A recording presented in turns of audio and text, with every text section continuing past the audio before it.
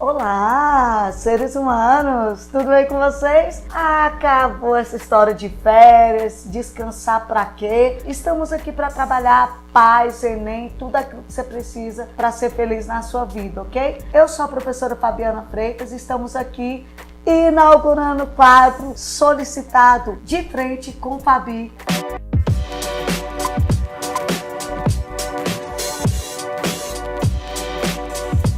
Esse convidado, que é do meu coração, que é o professor Eurípides, e a gente vai trabalhar literatura. Tudo bem com você, querido? Tudo bem, pessoal. Prazer, professor Eurípides Braga, de literatura. Cara, a literatura é a cara dele e ele é a cara da literatura. Por isso a gente vai começar com uma pergunta: por que a literatura ela é tão solicitada em provas, né, de vestibulares? Porque os vestibulares gostam tanto de solicitar literatura e como eles têm pedido isso hoje? Bem, pessoal, a resposta de uma certa forma é até bem simples. Primeiro porque você constrói a sua argumentação por meio da leitura. Então quem lê muito, além de escrever bem, argumenta bem. E eu poderia dizer para vocês que dificilmente um acontecimento até atual não tem uma reflexão em algum livro que já foi em algum momento escrito na literatura. Por quê? E na literatura brasileira, porque nós temos muita produção brasileira em diferentes contextos históricos, contextos políticos, revoltas sociais. Então a gente sempre tem um livro que vai poder te contribuir na sua argumentação. Daí o motivo dos vestibulares cobrarem bastante literatura. E diga-se passagem que em Brasília é uma realidade até atípica, porque a gente deveria estudar literatura portuguesa, mas a gente faz uma passagem assim, en passant, em alguns autores, mas quando você vai em algumas outras universidades do Brasil, cai bastante literatura portuguesa. Mas como em Brasília a gente foca mais no PAS da UNB, naturalmente a UNB já não é que ela deixa de lado, mas ela enfatiza as produções brasileiras. As provas, elas modificaram também a forma, né? Forma de solicitar essa literatura. Antes eles solicitavam muito a questão de compreensão textual, texto pelo próprio texto. E agora você percebe que o senso crítico hoje, dentro das provas, ele é mais ou menos apurado. Como é que você percebe que o aluno deve refletir assim, esses textos? O tipo de cobrança da literatura já mudou bastante, se considerar quando eu estudei literatura. A Fabiana, que ela é novinha, então já tem pouco tempo que ela estudou. Mas quando eu fiz literatura, o estudo de literatura era meramente uma decoreba de uma narrativa e uma pergunta simples em relação ao personagem, ao tempo ou onde aconteceu a história, né? Com essa nova perspectiva de literatura, ou essa visão, a gente já tem uma literatura com os focos. Às vezes você quer fazer uma discussão mais engajada, às vezes você quer fazer uma discussão mais lúdica. Então essa ideia, né, do texto pelo texto, ela vem agora como o texto é um pretexto para uma discussão ou social, ou política, ou econômica. E daí a literatura ela pode contribuir isso. Por quê? Porque ela pode fazer dialogismo com uma série de outras matérias. Você está estudando, por exemplo, vou citar um clássico aí, você vai estudar Drummond, que é um dos mais cobrados nos vestibulares do Brasil. Você pode estudar filosofia, você pode estudar sociologia, você pode estudar não só a disciplina de literatura, mas outras disciplinas que corroboram com aquele argumento que o autor apresenta. Então isso facilita a aplicação e a utilidade da literatura na sala de aula. Então o aluno não vê mais a literatura como aquela matéria chata de decorar dados históricos. Não, é o texto que você vai ter impressões dele, você vai sentir o texto. É possível que tenha um contexto histórico? Sim, a gente não pode desconsiderar isso, mas é também necessário entender o que você sente do texto. Como é que você lê um Drummond e você não tem uma impressão pessoal? Não que a impressão pessoal também reduza a interpretação, mas te permite fazer uma percepção do texto por meio do que você sente naquela leitura. Isso facilita a amplitude interpretativa e discursiva do texto. Isso é interessante porque muitos alunos perguntam assim: Fabi, por que você insiste tanto na leitura dos clássicos, né? O que eu posso considerar como clássico?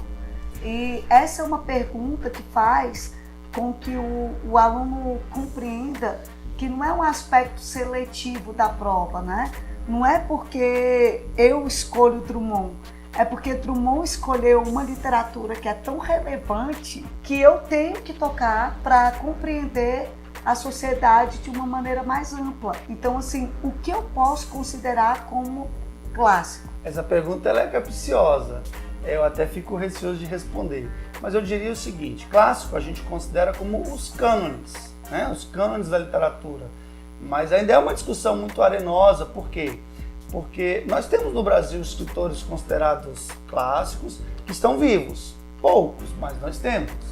Mas isso é muito complexo. Por quê? Porque para a gente poder entender o que é uma obra clássica, pelo menos eu não tenho propriedade para dizer isso, a gente tem uma série de estudos, né? A gente tem a academia mesmo estudando, a teoria literária estudando. E aí eu diria que a melhor resposta para você dizer que um texto é clássico ou não é clássico, aí você tem que lembrar lá do primeiro ano, quando você estuda as funções da literatura. Lembra quando você estudou catártica, evasiva, lúdica, cognitiva? Então eu diria que quando você pega uma obra considerada clássica, tradicional, como Drummond, por exemplo, você vai enxergar todas essas funções da literatura. E não necessariamente uma, por exemplo, que normalmente a gente questiona muito, que é aquela necessidade exaustiva de querer vender ou escrever o que o povo quer.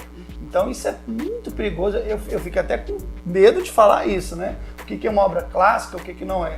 Mas eu diria que Drummond, né, Manuel Bandeira, no modernismo, Manuel Bandeira, Drummond, Oswald, Graciliano Ramos lá na frente um pouquinho, o próprio Guimarães Rosa, é complicado. Então assim, a gente fala assim, poxa, mas eles são os clássicos, eu não vou ler literatura contemporânea?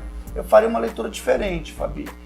Beber da fonte é muito importante, né? Porque quando você pega escritores contemporâneos bons, né, você vai perceber que ele bebeu da fonte. Sim. É difícil falar de vou citar um escritor muito bom, considerado clássico, vivo. Jô Soares, por exemplo. Né? Você vai ler Jô Soares, mas o Jô Soares, com certeza, leu os clássicos. Então, por que você não bebe da fonte? Então, eu acho que é aí que a gente tem que ficar preocupado com a leitura contemporânea. Você pode ler literatura contemporânea, escritores vivos que estão produzindo? Pode e deve, mas você não pode deixar de beber da fonte lá atrás. E aí eu posso te listar várias questões. Por exemplo, como não ler Machado de Assis, né? Se nós temos um escritor que viveu uma transição política brasileira muito forte, uma transição política pesada de um regime da monarquia para a república. A gente tem uma época que o Rio de Janeiro era o centro das atenções. Hoje também ele né? Mas tudo bem. Uma perspectiva científica do mundo, né? Quando o Machado de Assis viveu, estava na transição do século XX, com positivismo, com marxismo, evolucionismo. Então, o mundo era muito... Não que hoje não seja, mas a transição do século XX foi muito importante, não só para a literatura, mas como para as artes de um modo geral. E aí, como não ler Machado de Assis? Entende? Então, eu diria que continue bebendo da fonte dos clássicos, que inclusive vai facilitar a leitura das obras contemporâneas. E aí a sua percepção de clássico, ela vai extrapolar a mera concepção temporal, que a gente acha que clássico é antigo. Não necessariamente. Nós temos bons clássicos na atualidade, e o clássico como a Fabi cochichou baixinho aqui, o clássico é atemporal, né? E isso é muito importante na obra.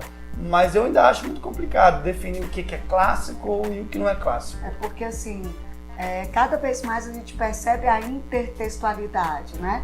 Então, você olha uma prova como a do Enem, como a do PAS, e você percebe que o caráter musical de um rap, ele comunga, né, com a ideia de um considerado clássico, e a gente percebe a visão temática, intertextual, trazendo uma outra visão crítica para o aluno, de que ele pode sim também aprender com a própria realidade, ele pode sim aprender com uma letra de canção da qual ele já gosta, já tem afinidade, que ler não é necessariamente uma ação chata, mecânica, né? Mas é uma ação que me permite ter uma outra visão de mundo.